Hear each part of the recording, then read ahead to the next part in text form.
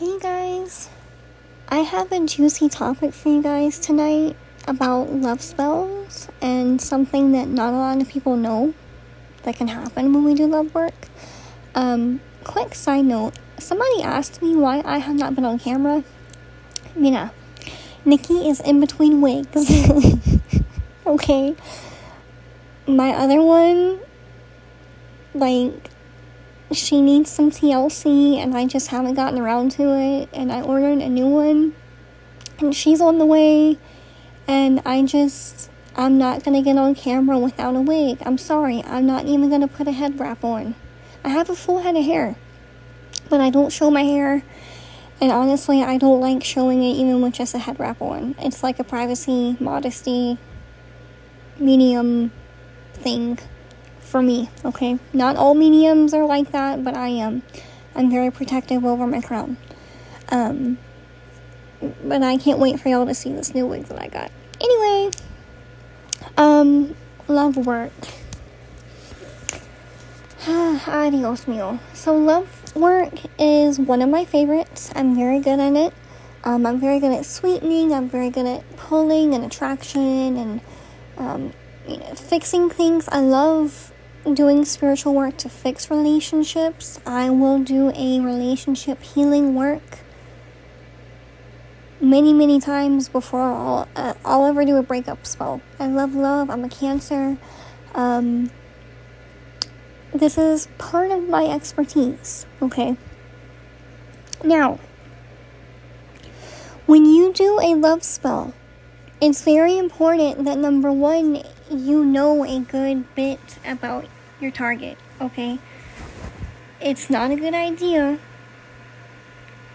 to start working somebody that you've been on 2 dates with, okay? Now, there are exceptions, and in my opinion, that's when you get into past life lovers, and your soul, your literal spirit knows this person. You can read them for filth all the time, up and down. You know who they are, okay? That's different. Those are far and few between.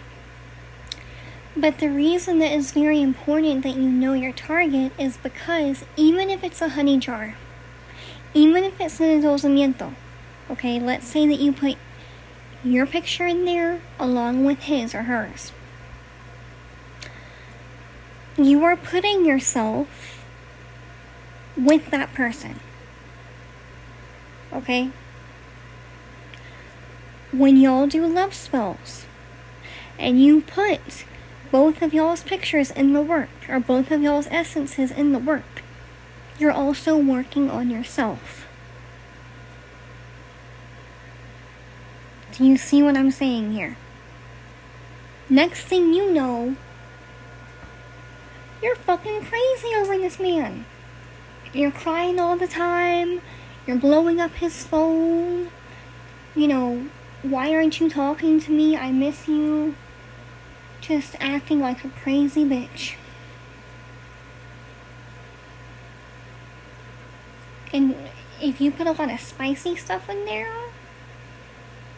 like cinnamon and nutmeg and I don't know, I've seen some people put cayenne pepper in their love spells. Not really my juju, but whatever works.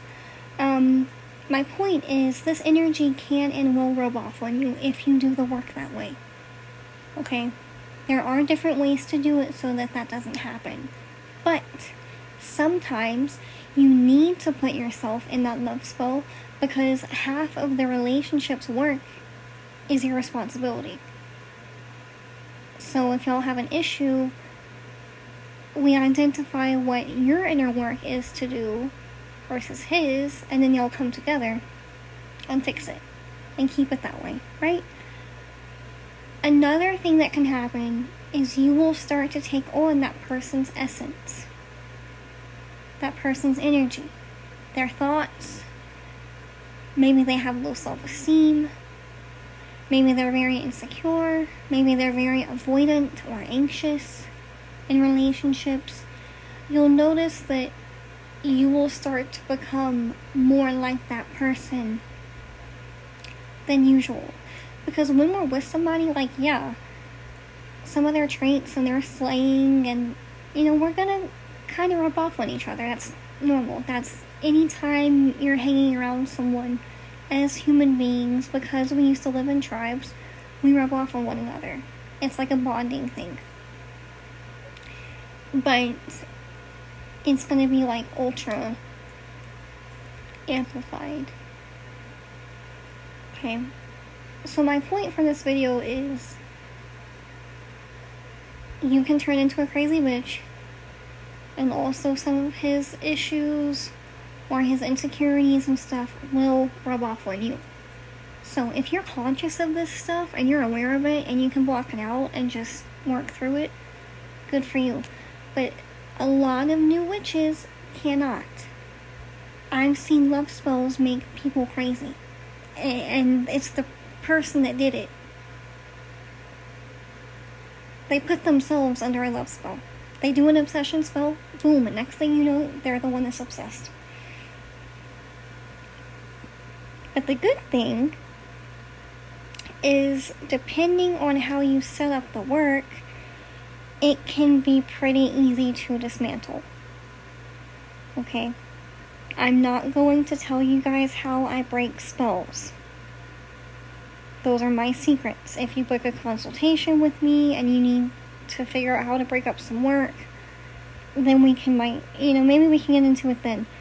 But I'm not going to put those secrets out here. I'm sorry. This is another reason that I don't like putting witchcraft in food.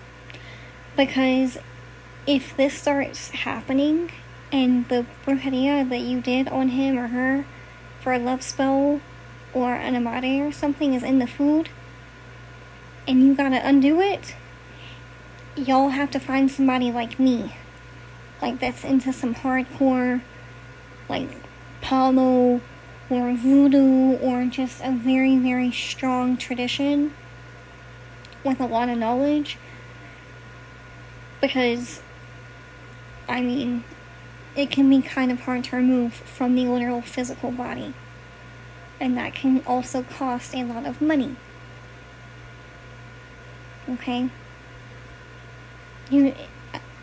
I'm telling you, a good witch always sets up things to where it's easy to break for her, if she needs to. Maybe it's not easy to break for other people, but she'll know how to break it herself if she needs to.